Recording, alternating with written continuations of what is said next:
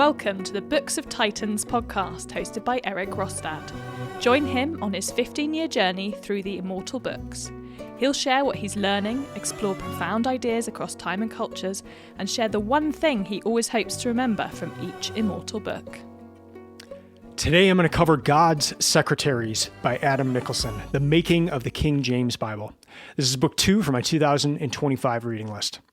I'm going to read the intro paragraph to the preface of this book. I think it's a great way just to kick things off here. So here we go.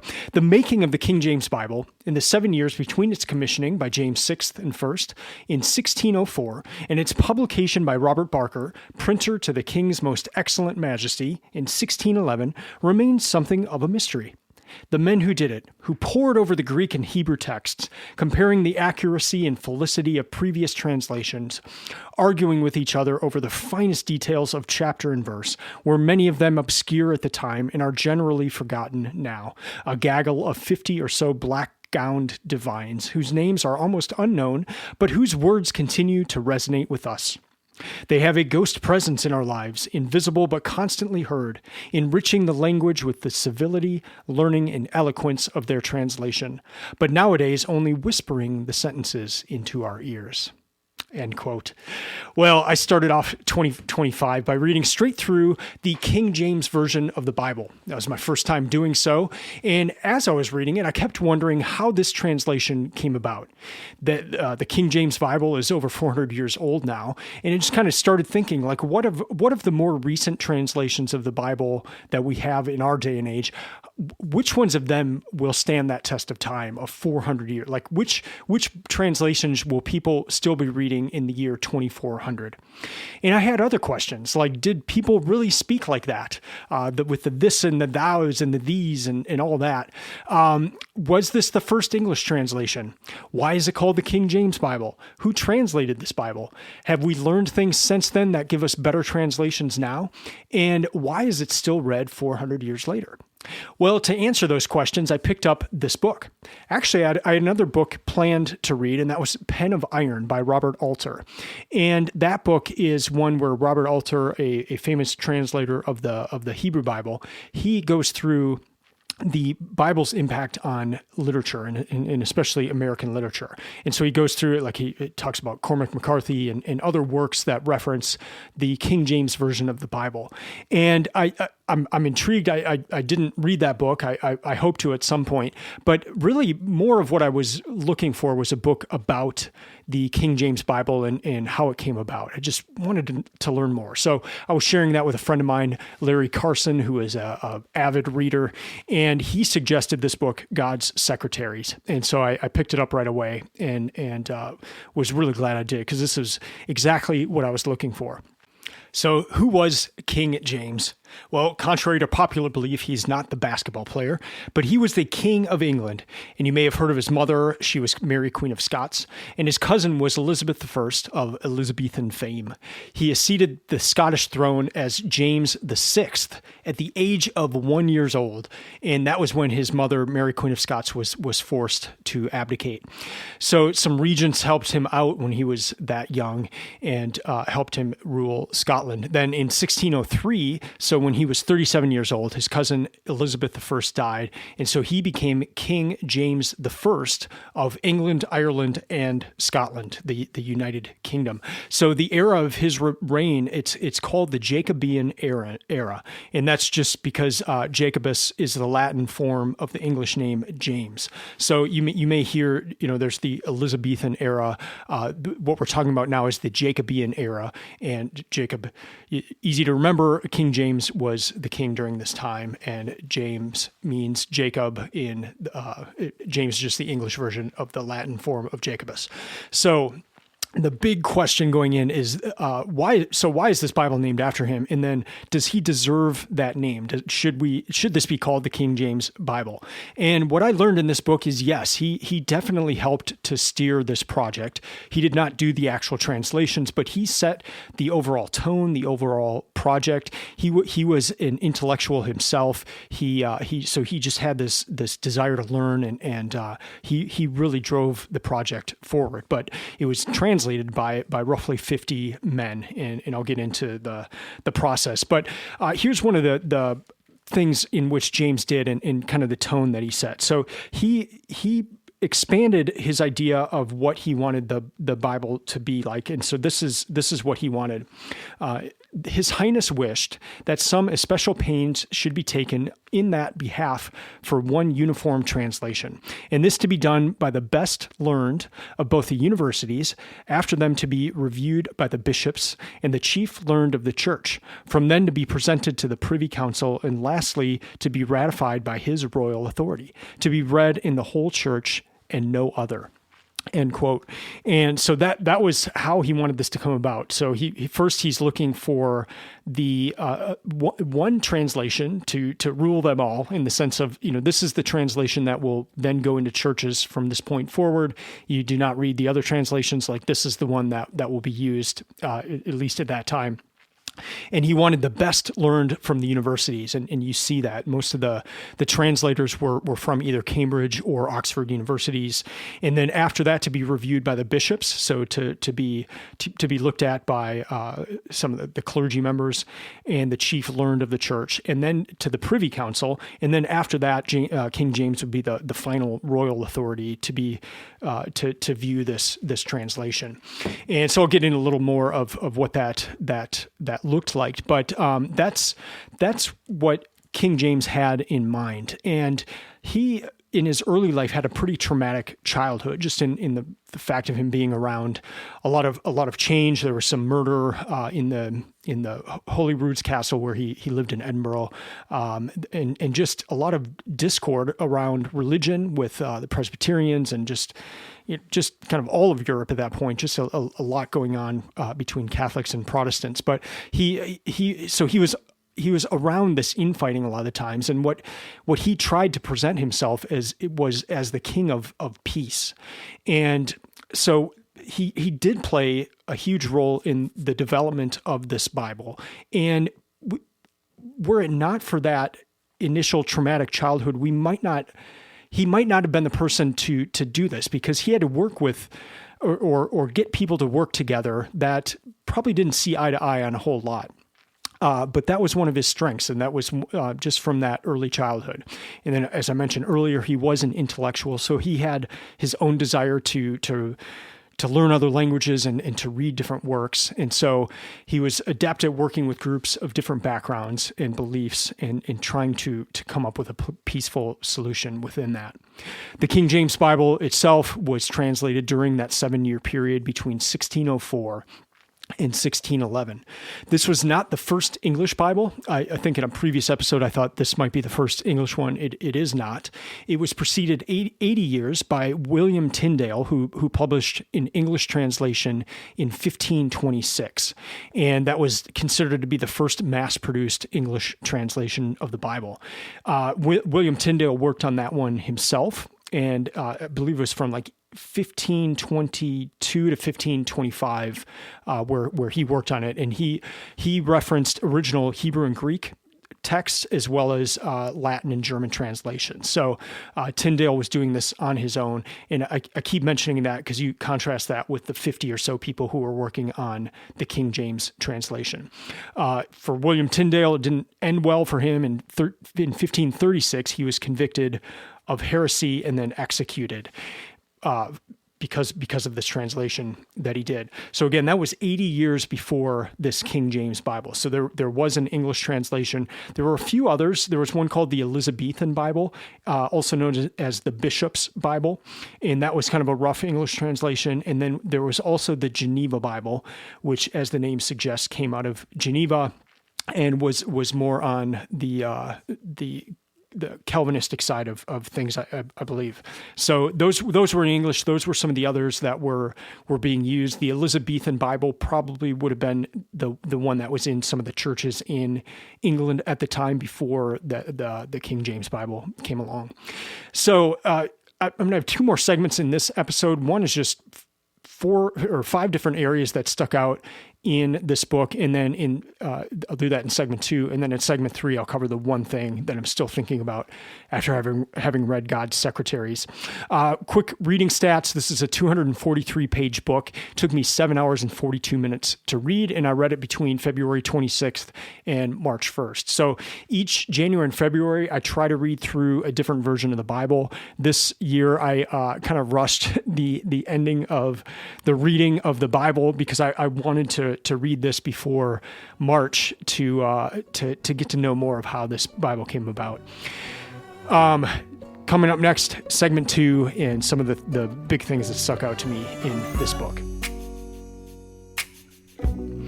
So the King James Bible, this lofty language, you just kind of picture these 50 men translating it as these saints, right? These monks, like just, poring over the text and coming up with the final translation. Well, that's not exactly how it came about.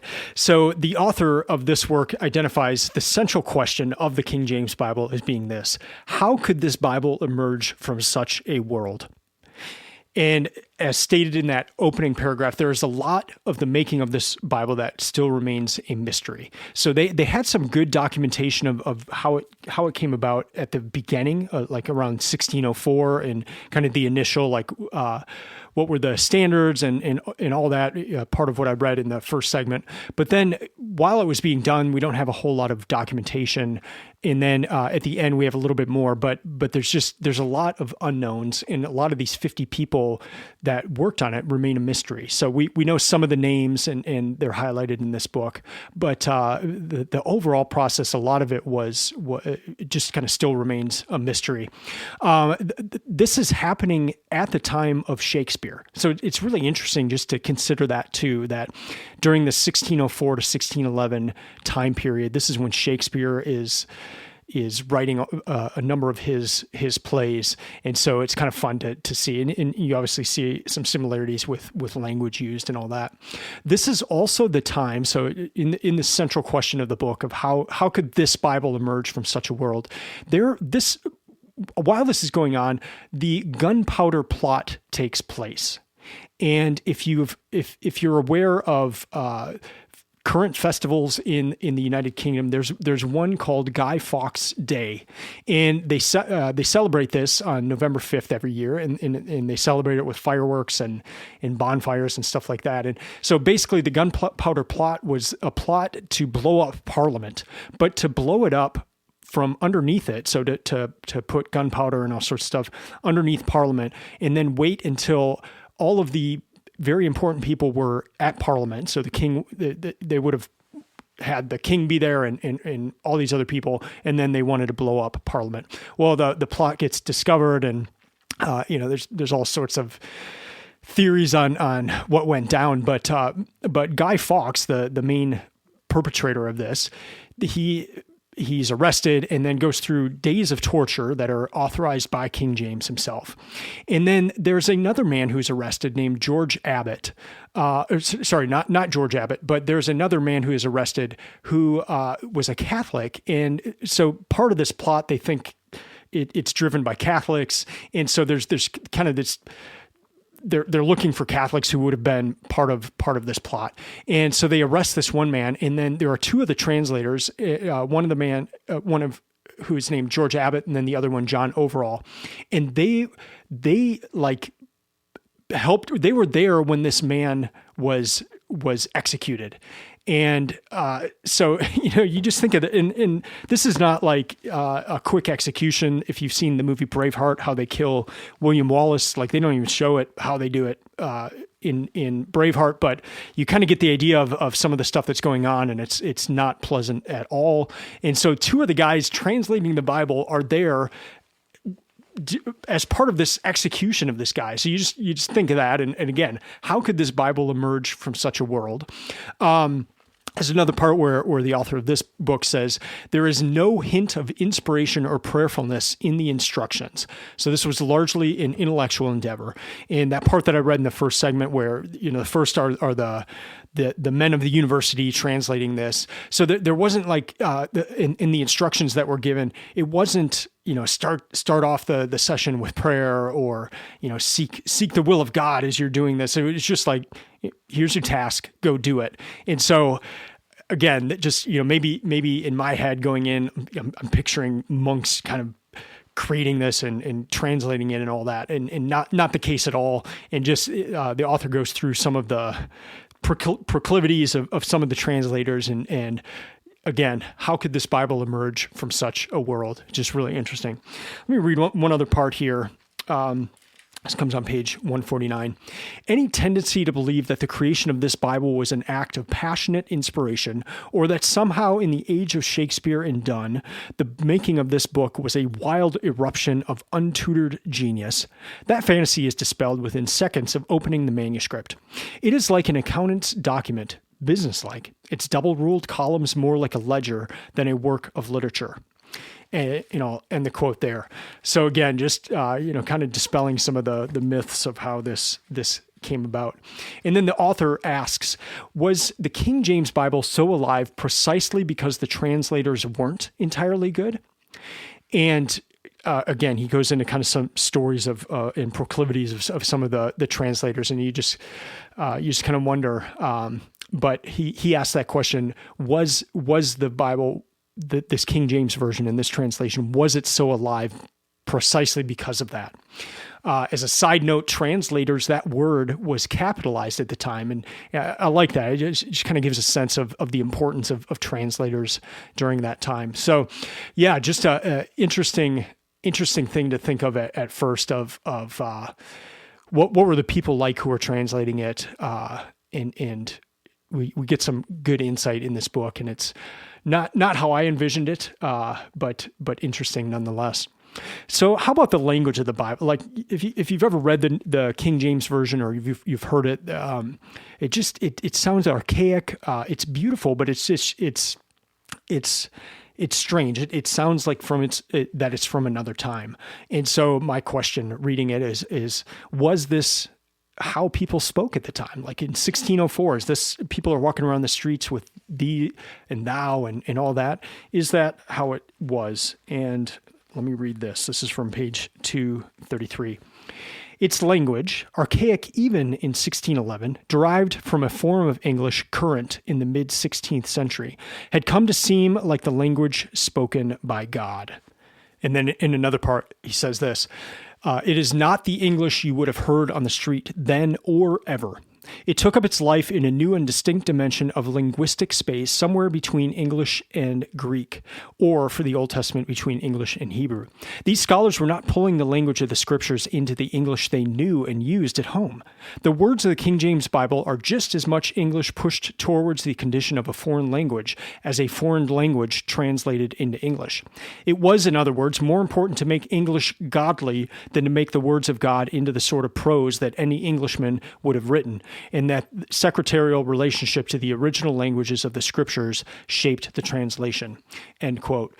So here, surprised to me, I kind of thought that maybe this is how they spoke back then.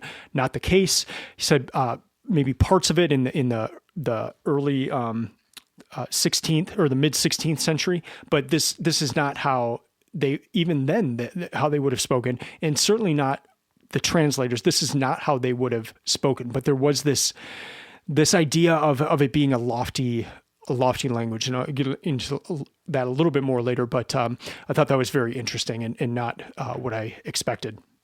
Amongst the translators, and certainly among one of the translators in particular, there was a strong idea against novelty. And so they would use the term novelist as a slang term of sorts. Like they were always looking to the primitive. And Lancelot Andrewes, one of the main translators, he said this: "I tell you, if they are modern, they are not ours. Our appeal is to antiquity, yea, even to the most extreme antiquity." And Lancelot Andrewes, he was a scholar. He was at Cambridge. He was part of Westminster and then part of St. Paul's in London as well. And so he just had this incredible pedigree. But I love that about the translators, how they were associated with the main centers of learning, the main centers of religious life and the churches in London, as well as Oxford and Cambridge. So that was really neat to learn. But yeah, there was this strong we are not creating anything here. If anything, we are taking what exists and going from there, and we want to push back towards antiquity, not try to innovate or anything here. Let me close out this section just talking about the title of the book, God's Secretaries. It is a little strange of a term, and so I want to just go through what the author means by that. And so let me read this section. Secretaryship is one of the great shaping forces behind the King James Bible. There is no authorship involved here. Authorship is egotistical, an assumption that you might have something new worth saying. You don't. Every iota of the Bible counts, but without it, you count for nothing. The secretary knows that. End quote. And so again, there's just a strong idea, like we're not innovating here. We're not doing anything novel. We are taking what exists and going that way, not the other way. Now, tied to that is word choice, and I want to read a couple parts about that. They reject a wavering-minded man for a double-minded man, and so on. Endless careful picking of the nuance of sound and meaning, the finely balanced, the audibly intelligible, more often than not choosing a form of words that embraces and bridges in ambiguity. There's that one, and then let me read the final one here from this section. All right, this is talking about word choice for ecclesia, not as church, but as congregation, as presbyteros, not as priest, but as senior, which he later changed under pressure from Thomas More. So this is talking about William Tyndale here. But then going back into the quote here, the entire meaning of the Reformation hinges on these differences. And so it's just, end quote, it was just interesting to see that these translators had to be so careful, but they would embrace antiquity that first off, and then they would embrace words that bridged in ambiguity. And so instead of a word that would give a definite meaning, there might be a word that has a few different types of meanings and allows different groups of people to read it in a particular way, as opposed to using a word that is very clear what that meaning is. I just thought that was interesting. And it kind of goes back into that idea that King James here was trying to bridge different groups of people, and for this to be the translation going forward that all the churches would use, it had to have that peaceful aspect of it. And so, but just, considering all the word choices that would have been presented and how you go about those was really interesting. And then to see the different examples of specific instances there. All right. Next segment, I will cover the one thing that I'm still thinking about, the main thing from this book.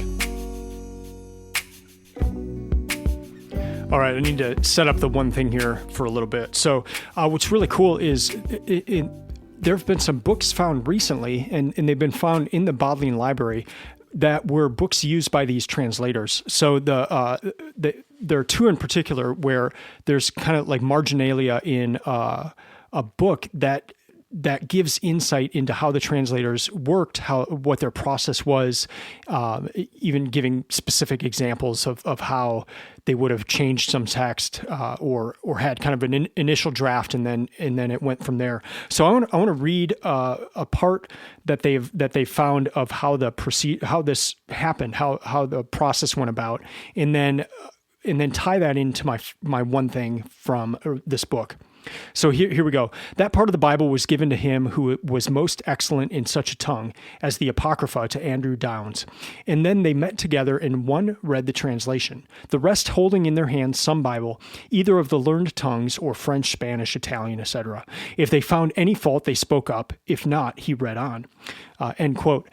And so here's the process. They're sitting in this room and kind of the version that they have come up with at this point is being read to all of these people. And as long as no one has anything against what is being read, they don't say anything. They just continue listening. But then if somebody has maybe an idea for a different word or a different way to phrase that, they'll speak up, and they all have their different Bibles that they're working from, and so that's the process. But the main thing to point out here is that they're listening to it.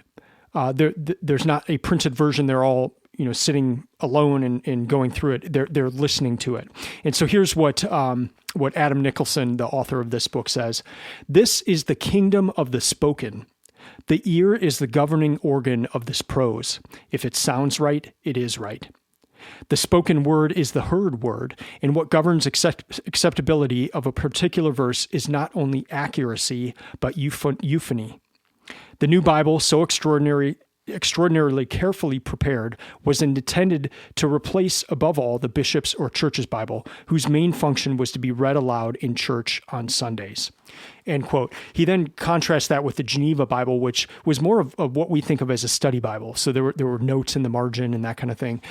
King James was very adamant that this was going to be a clean Bible in that sense of there's not notes on the side of how you're to think about a verse. There would be references, so like this verse is related to this verse in Psalms or that kind of thing. So there would be those kind of notes in the margin, but there were not personal notes from the translators of hey, this is how you interpret this or that kind of thing. So it was to be an audible experience. It was to be heard. It was not as much to be the thing that was read. And so that's my one thing, is just that this King James version was meant to be heard. And I just thought that was interesting. And if you listen to my episode last week about reading through the King James Bible, one thing that I pointed out was that I was surprised that I had a easy ability to read it. Like just reading it on my own, the these and thous and archaic language, like your mind just kind of adapts. And where I actually had trouble was when I was reading in my daughter's room at night, and I would read portions of it out loud to her. It's like my tongue would get twisted and tied because it's hard to speak that, but I found it surprisingly easy to read it on my own, in my own head. And so this aspect of this Bible being, even when they're putting it together, like the focal point is that this Bible is one that is heard, and that's where they're expecting most people to encounter it, whether that's in a church and they're hearing it that way, and then how he contrasts that with the Geneva Bible, which is more, that was the Bible where that might have been more studied. This became the Bible. Like they removed the bishop's Bibles from the churches and any other Bibles that were being used, and this became the main Bible in the church. And it's just kind of a interesting thing to consider. Here we are. We've got it 400 years later. It's still a beloved version by many. It's if you read other literature, you're going to see references to the King James version. There is a preface to this Bible, and it was written by a man named Miles Smith, and it is short and it is beautiful. And it's just, in the Bible I'm looking at here, it's just 2 pages and they're relatively short. I just wanted to read a very small part of this because I just think it's awesome. So first off, it's addressed to the most high and mighty Prince James, by the grace of God, King of Great Britain, France, and Ireland, defender of the faith, etc. I love the etc. The translators of the Bible, with grace, mercy, and peace through Jesus Christ our Lord. And then this is where it starts. Great and manifold were the blessings, most dread sovereign, which Almighty God, the Father of all mercies, bestowed upon us, the people of England, when first he set your majesty's royal person to rule and reign over us. For whereas it was the expectation of many who wished not well unto our scion, that unto the setting of that bright occidental star, Queen Elizabeth, of most happy memory, some thick and palpable clouds of darkness would so have overshadowed this land, that men should have been in doubt which way they were to walk, in that it should hardly be known who was to direct the unsettled state, the appearance of your majesty, as of the sun in his strength instantly dispelled those supposed and surmised mists, and gave unto all that were well affected exceeding cause of comfort, especially when we beheld the government established in your highness. And I'll stop reading there. It just goes, and he talks a little bit about this version of this translation of the Bible, but give that a read if you can. It's quite beautiful and rather short. So I hope you learned a little bit about the King James version of the Bible. I'm glad I read this book. Just really interested in how it came about. Just kind of wonder what translation of the Bible will be used, what English translation will be used 400 years from now. Will the King James version still be read? Will there be another version that kind of takes the primary place going forward in English? And so just a fun thing to consider and really fun to see how it all came about. That'll do it for this week. Thank you for listening. I'd love to hear from you. You can email me at eric@booksoftitans.com. So that's Eric with a K. Let me know what you thought about this episode. If you do have a comment, please leave that comment on Substack, and that will allow other people to see it, and then they can comment on it, and we can get a good discussion going there. And by the way, I am on Substack, and I'm leading a monthly reading group this year where we're reading through short, great books. So if that's something of interest to you, all you have to do is become a paid subscriber on that Substack, and it's just booksoftitans.com. And I have a plan for as little as $5 a month, and then you'll start getting the information on the Zoom calls and the Zoom information to join those calls. But we've had a great time so far this year. We've covered the Epic of Gilgamesh and narrative of the life of Frederick Douglass. The book for March is Agamemnon by Aeschylus, so a Greek tragedy. And then in April, we're going to cover The Great Gatsby. So hope you'll consider joining. We have people from all over the world joining in, so it's very fun. So I'll be back next week. I'm reading Confucius right now in the Analects, and so I'm hoping either next week or soon after that, I'll cover that book in this podcast. So until then, keep reading, keep learning, and keep listening. I'm out.